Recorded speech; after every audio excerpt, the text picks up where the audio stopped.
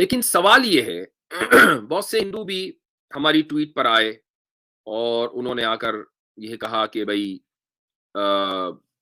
سرکمسیشن کی کیا ضرورت ہے اور کیوں آخر اتنا زیادہ آبسیشن ہے اس چیز سے. تو تھوڑا سا اس کے تعلق سے بھی آج مختصر میں گفتگو کروں گا. زیادہ تفصیلی گفتگو نہیں لیکن مختصر میں کرنا چاہوں گا کہ یہ آپ کے سامنے اسکرین پر ایک ویب سائٹ میں نے کھولی ہے. یہ ہے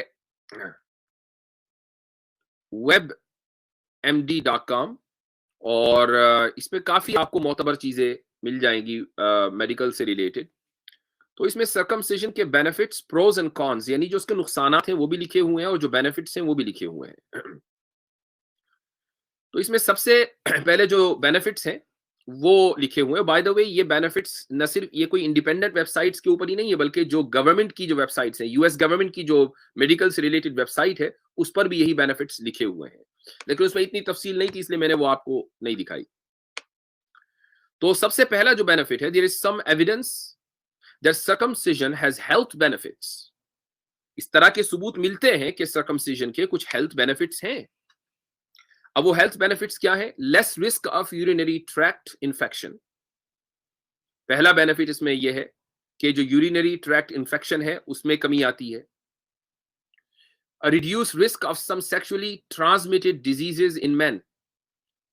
جنسی عمل کی وجہ سے جو مردوں میں بیماریاں آ سکتی ہیں، مثال کے طور پر ایچ آئی وی ہے، تو اس کا رسک کم ہو جاتا ہے. Protection against penile cancer and a lower risk of cervical cancer in female sex partners. جو انسان کا عضو ہے اس میں کینسر کا جو رسک ہے وہ کم ہو جاتا ہے. اسی طریقے سے اس کی جو یعنی مرد کی اگر جنسی عمل ہو رہا ہے تو عورت میں سروائکل کینسر کے امکانات میں کمی آ جاتی ہے اگر مرد کا سرکمسیشن ہوا ہے.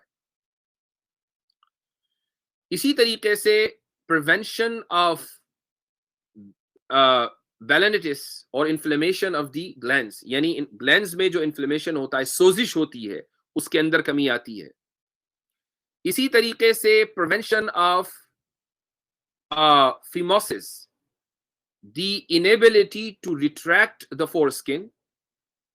تو اس طرح کی جو چیزیں ہیں وہ بینیفٹس میں ہیں اور یہ webmd.com کے اوپر ہے. اور یہ بات جو اصل چیز ہے وہ یہ ہے کہ there is some evidence that circumcision has health benefits. لیکن سب سے بڑھ کر جو بات ہے وہ یہ ہے کہ circumcision also makes it easier to keep the end of the penis clean. دیکھیے مذاہب میں، آسمانی مذاہب میں، چاہے وہ اسلام ہو، یہودیت ہو، عیسائیت ہو، ان تمام مذاہب میں circumcision کی بات ملتی ہے. اور اس کی وجہ ہے کہ ان تمام مذاہب میں ایک چیز بڑی مشترکہ ہے اور وہ یہ ہے کہ انسان میں زیادہ سے زیادہ طہارت اور نظافت ہو، صفائی ستھرائی ہو. اور صفائی ستھرائی پھر یعنی اس کے لیے یہ اتنا ضروری ہے کہ خالق نے انسان کو جب پیدا کیا تو ساتھ میں انبیاء علیہ السلام کو یہ تعلیم بھی دی کہ وہ سرکمسیشن کریں تاکہ زیادہ سے زیادہ انسان میں طہارت ہو، نظافت ہو، صفائی ستھرائی ہو. اور اس کی وجہ یہ ہے کہ انسان کو ہمہ وقت اپنے خالق کے سامنے پیش ہونا ہے تو وہ طہارت اور نظافت کے ساتھ پیش ہو. اب شر البریہ کو یہ بات سمجھ میں نہیں آئے گی چونکہ ان کے یہاں طہارت اور نظافت کا کانسیپٹ ہی نہیں ہے. تو جس کے یہاں طہارت اور نظافت کا کانسیپٹ نہ ہو اس کو آپ یہ کہیں کہ یہ کام اس لیے کرو چونکہ تاکہ تم طہارت اور نظافت حاصل کر سکو، یہ چیز ان کے سمجھ میں آنے والی نہیں ہے. اور اسی لیے یہی ایک واحد قوم ہے کہ جو سرکمسیشن کے خلاف ہے. اب سوال یہ کہ کیا اس میں کچھ رسکس بھی ہیں؟ بالکل رسکس ہیں. Like any other surgical procedure, there are risks in getting circumcision. جو بھی سرجیکل پروسیجرز ہیں، جتنے بھی جس میں بھی سرجری انوالوڈ ہے، اس میں کچھ نہ کچھ رسک ضرور ہوں گے. But this risk is low. Problems linked to circumcision include. اب جو پرابلم سرکمسیشن کا جو پروسیجر ہے چونکہ سرجیکل پروسیجر ہے اس سے جو متعلق پرابلمز ہیں وہ یہ ہیں: درد ہو سکتا ہے، رسک آف بلیڈنگ، خون بہ سکتا ہے، انفیکشن آ سکتا ہے. مثال کے طور پر جو اوزار استعمال کیا ہے سرکمسیشن کے لیے اگر وہ غلط ہے، اگر اس میں کہیں جرمز ہے تو اس سے انفیکشن ہو سکتا ہے.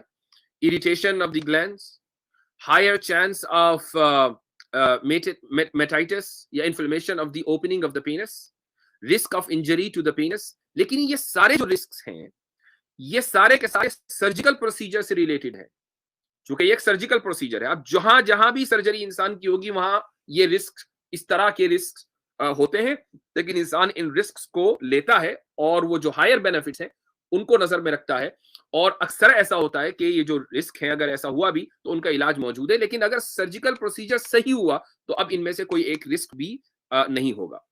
تو یہ اہم پوائنٹ ہے. لیکن میں ایک چیز آپ کو بتا دوں کہ سائنس اگر کوئی چیز پروو کر رہی ہے تو وہ اس لیے ہم استعمال نہیں کرتے یا اختیار نہیں کرتے کہ سائنس نے اس کو ایکسپٹ کیا ہے.